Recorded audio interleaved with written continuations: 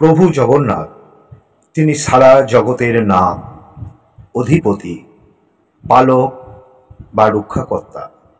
তার কাছে কেউ বেশি আপন কিংবা কেউ পর নয়। তিনি সকলের, সকল মানুষের। তার পূজা, তার ভজনা যে কেউ যে কোনো জায়গায় বসে করতে পারেন। তার জন্য কোনো ভৌগোলিক গণ্ডি কিংবা ভাষা সংস্কৃতির সীমাবদ্ধতা থাকতে পারে না।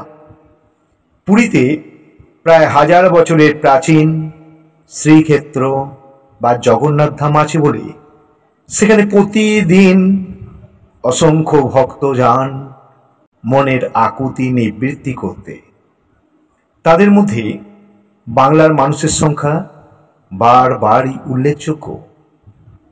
দূরত্বের কারণে, আর্থিক অসচ্ছলতার জন্য বাংলার প্রত্যন্ত অঞ্চলের বহু মানুষের পক্ষে সেখানে সারা জীবনে একবারও পৌঁছানো সম্ভব হয় না।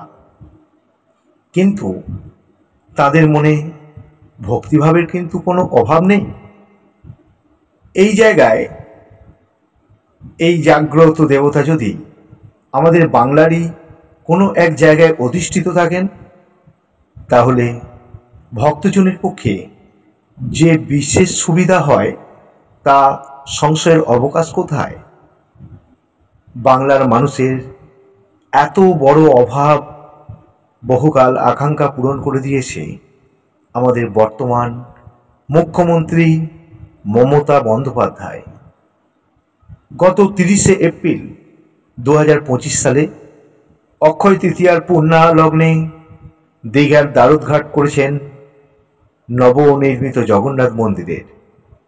তার আগে প্রাণ প্রতিষ্ঠা করা হয়েছে প্রভু জগন্নাথ দেবের। পুরীর এক দৈতাপতির পৌরোহিত্যেই দীঘার এই মঙ্গল অনুষ্ঠান সম্পন্ন হয়েছে। তারপর থেকে সেখানে ধারাবাহিকভাবে নেমেছে প্রতিদিন পুণ্যার্থীর ঢল। বঙ্গোপসাগরের তীরে সৈকত নগরী দীঘা পর্যটকদের কাছে অন্যতম সেরা পছন্দের জায়গা। তার সঙ্গে এবার বাড়তি আকর্ষণ যোগ হয়েছে সাগর তীরে নবনির্মিত অনন্য শৈলীর জগন্নাথ মন্দির। সেখানে পৌঁছানো মাত্রই মনে পুরীর জগন্নাথ ধাম ছুঁয়ে দেখার বিশেষ অনুমতি জেগে ওঠে।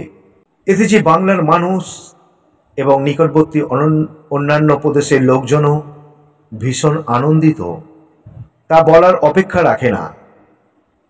এই মন্দির উদ্বোধনের পর মুখ্যমন্ত্রী মমতা বন্দ্যোপাধ্যায় সঙ্গতভাবেই দাবি করেছেন যে আজকের 250 কোটি টাকায় নির্মিত এই মন্দিরকে ঘিরে আগামী 1000 বছর আধ্যাত্মিক ভাব, ভক্তিভাব জাগ্রত থাকবে।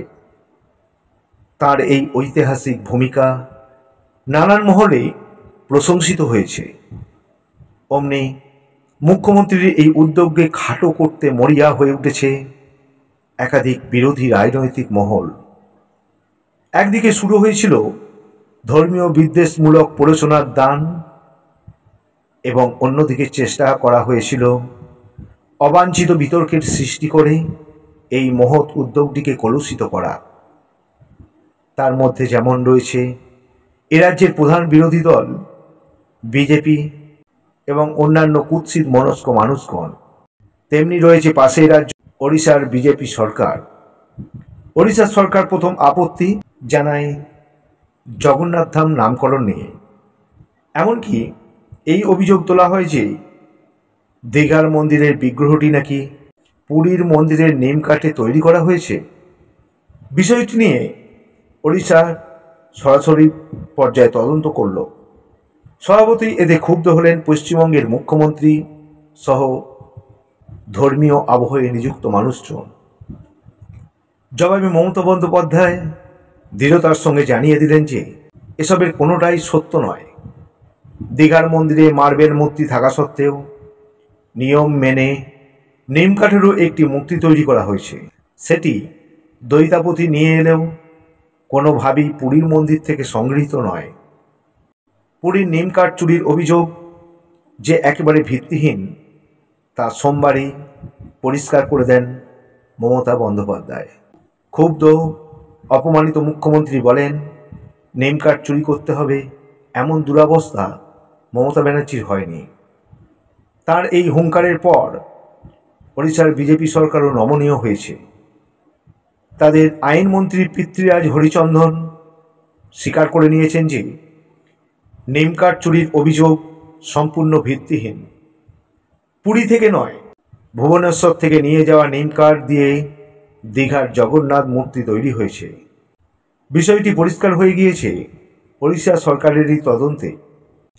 আরও পরিতাপের বিষয় হল, দীঘায় পূজা করতে আসা দৈতাপতিকে ওড়িশার বিরূপ প্রশ্নের মুখে পড়তে হয়েছে।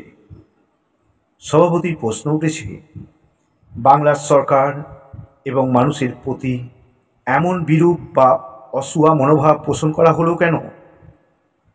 পাহেলগাঁয়ে হিন্দু পর্যটকরা টার্গেট কিলিংয়ের শিকার হওয়ার পর গেরুয়া শিবির ভারত জুড়ে হিন্দু ঐক্য দাবি করেছে। ওড়িশার বিজেপি সরকার এবং বাংলার প্রধান বিরোধী দল যে কুরুচির পরিচয় দিল, তার মধ্যে হিন্দু ঐক্যের লেশ মাত্র নেই। দেব মন্দির প্রতিষ্ঠাকে যখন সনাতন ধর্মের সকলেরই স্বাগত জানাবার কথা, তখন এই গোষ্ঠী হাঁটল একেবারে উল্টো পথে। এমনকি দীঘার সস্ত্রীক দেব দর্শনে গিয়ে নিন্দনীয় রাজনৈতিক আক্রমণের শিকার হন বিজেপির নেতা দিলীপ ঘোষ। ধর্মের নামে বিভাজনের এই কুনাট্য যারা রচনা করলেন, তারা হিন্দুত্বের স্বঘোষিত অভিভাবক এবং দিলীপবাবুর এই রাজনৈতিক সতীর্থ। এই ঘটনায় একই সঙ্গে কলুষিত হল সনাতন ধর্ম, বাংলার সংস্কৃতি।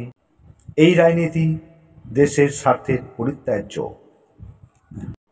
এ সকল সামগ্রিক আলোচনার পরিপ্রেক্ষিতে আমাদের কনক্লুশনে আসতেই হয়, মুখ্যমন্ত্রী মমতা বন্দ্যোপাধ্যায়ের বাদান্যতায় দীঘার সৈকত সংলগ্ন যে প্রভু জগন্নাথ দেবের মন্দির প্রতিষ্ঠিত হয়েছে, তা হিন্দু ধর্মকে একটা নতুন জায়গায় দাঁড় কাটিয়ে দিয়েছে।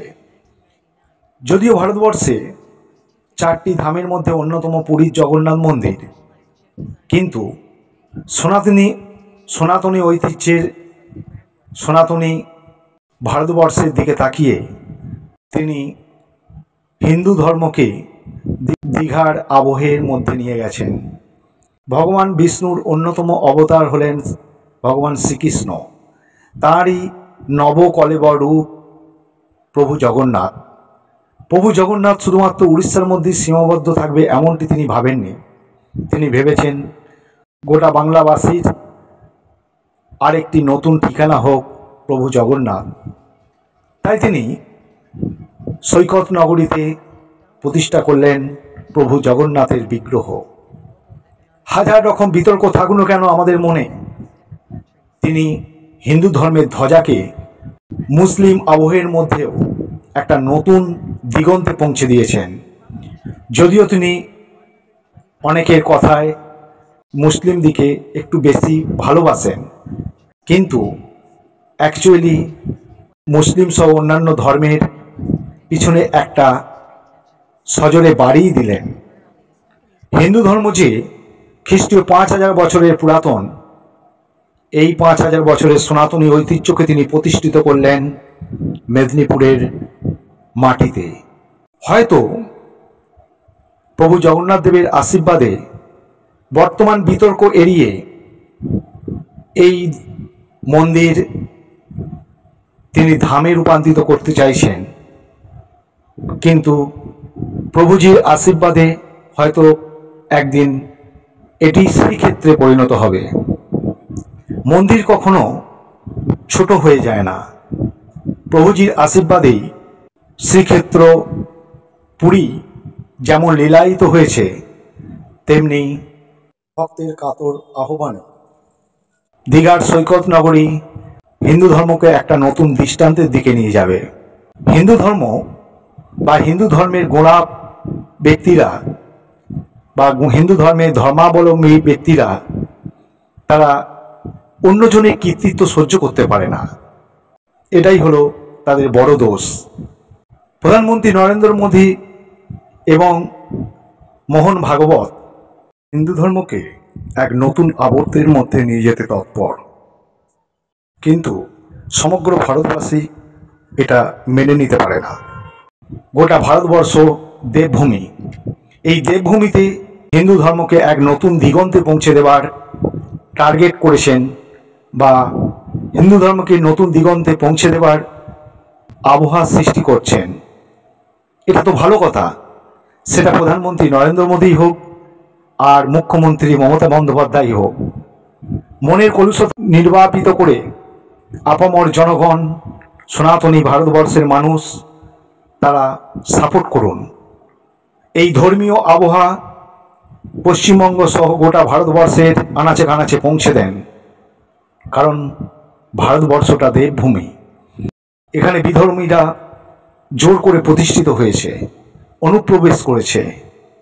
আমাদের পাশে মুসলিম ধর্ম তো 700 খ্রিস্টাব্দ পত্তন হয়েছে হযরত মুহাম্মদের বাদান্যতায়।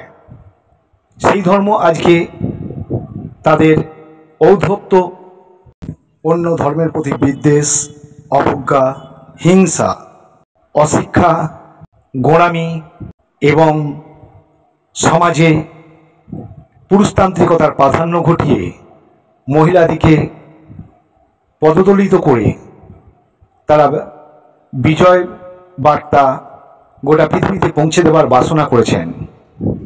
কিন্তু মুসলিম ধর্ম এবং হিন্দু ধর্ম আকাশ জমিন তৈতফাত। মুসলিম ধর্মের জ্ঞানী ব্যক্তিরা, সন্তরা তারা ভালোভাবেই জানেন হিন্দু ধর্ম থেকে কনভার্ট হয়ে মুসলিম ধর্মের তৈরি হয়েছে। তারা মুখে যা কথাই বলুক না কেন, তারা কিন্তু অচিরেই হিন্দু ধর্মকে তার পিতা ভাবেন। আজকে হিন্দু ধর্মের ঐতিহ্যকে দেশের চারিদিকে প্রতিষ্ঠিত করতে হবে। হিন্দু ধর্মের মানুষের মধ্যে সহভাতৃত্বের অভাব আছে। সহভাতৃত্বকে একিত্বকরণ করে গোটা ভারতবর্ষ সহ পৃথিবীতে হিন্দু ঐতিহ্যকে নতুন আঙ্গিকে প্রতিষ্ঠিত করাই আমাদের অন্যতম কাজ। সেই বলে মুসলিম ধর্ম বা খ্রিস্টান ধর্ম বা ইহুদি ধর্ম বা শিখ ধর্ম এরা কখনো ছোট নয়। সমস্ত ধর্মই এক লক্ষ্যের দিকে এগিয়ে যাচ্ছে। হিন্দু ধর্ম যে সনাতনী ঐতিহ্য, সনাতনী কালচার একটা নতুন দিগন্তে পৌঁছে দেয় খুব তাড়াতাড়ি, সেটা অন্য ধর্ম পারে না। হিংসা, বিদ্বেষ, জাতিগত বিদ্বেষ পরিত্যাগ করে সেক্ষেত্রে আবহাওয়াকে গোটা ভারতবর্ষের আঙিনায় পৌঁছে দেওয়াই হলো সনাতনীদের অন্যতম কাজ। এখানে পরসমালোচনা করে কোনো কাজ নেই, পরসমালোচনা করাটা ঠিকও নয়। হিন্দু ধর্মের অন্যতম দোষ হলো তারা অন্যের ক্রেডিট সহ্য করতে পারে না, অন্যকে সহ্য করতে পারে না। অ্যাকচুয়ালি তিনি হিন্দু ধর্মকে গোটা দেশের মধ্যে এগিয়ে নিয়ে যাওয়ার এই বার্তা দিয়েছেন। আপনারা ধর্মীয় ঐতিহ্যকে সামনে রেখে নিজেরা সজাগ থাকুন। ঘরে ঘরে গীতা, রামায়ণ, মহাভারতের মতো অন্যতম গ্রন্থ পাঠ করুন। এই ধর্মীয় আবহে নিজের অস্তিত্বকে বাঁচিয়ে রাখতে হলে নিজের পরিবারকে একটা নির্দিষ্ট জায়গায় পৌঁছাতে গেলে, নিজের কেরিয়ার এবং লক্ষ্যবস্তুতে পৌঁছাতে গেলে একাদশ রুদ্র অবতার হনুমানজিকে স্মরণ করুন। কারণ হনুমানজি গোটা ভারতবর্ষে সহ পৃথিবীতে কলিযুগের অন্যতম অবতার। হনুমানজিকে আমরা যদি ভালোবাসি, তার প্রতি শ্রদ্ধা নিবেদন করি, আমরা খুব সহজেই নিজের বৌদ্ধিক এবং আধ্যাত্মিক উন্নয়নকে এগিয়ে নিয়ে যেতে পারব। অন্যকে সহ্য করতে হবে, অন্যজনের ক্রেডিটকে নিজের মধ্যে নিয়ে তার থেকেও এগিয়ে যাওয়ার মনোবাসনা নিতে হবে। ধর্মীয় ঐক্যে আপনারা সজাগ থাকুন। ধর্মীয় গ্রন্থ পাঠ করা শুরু করুন। প্রতি গৃহে গীতা, চণ্ডী, রামায়ণ, মহাভারত, বজরংবলীর হনুমান চল্লিশা পাঠ করুন। হিন্দু ধর্মকে ঐক্যের মধ্যে নিয়ে আসুন। পর সমালোচনা বন্ধ করা আমাদের একান্তই উচিত, একান্তই কর্তব্য। আমরা যেদিন পর সমালোচনা বন্ধ করব, সেদিনে আমরা অনেকটা আগিয়ে যেতে পারব। আপনাদের সকলকে অশেষ প্রণাম এবং ধন্যবাদ জানিয়ে, এরই নাম কি হিন্দু ধর্ম? এটা কি হিন্দু ধর্মের ঐক্য নামক এই এপিসোডটি এখানেই শেষ করছি। এপিসোডটি যদি ভালো লেগে থাকে, আপনি আগের ভিডিওগুলির মতো লাইক, শেয়ার, সর্বোপরি আপনার মূল্যবান অনুভব অবশ্যই আপনি আজকে কমেন্ট করে জানান। সর্বোপরি চ্যানেলটিকে সাবস্ক্রাইব করে রাখুন। আমাদের আবার দেখা হবে এরকম অত্যাধুনিক একটি নতুন এপিসোড নিয়ে। ধন্যবাদ।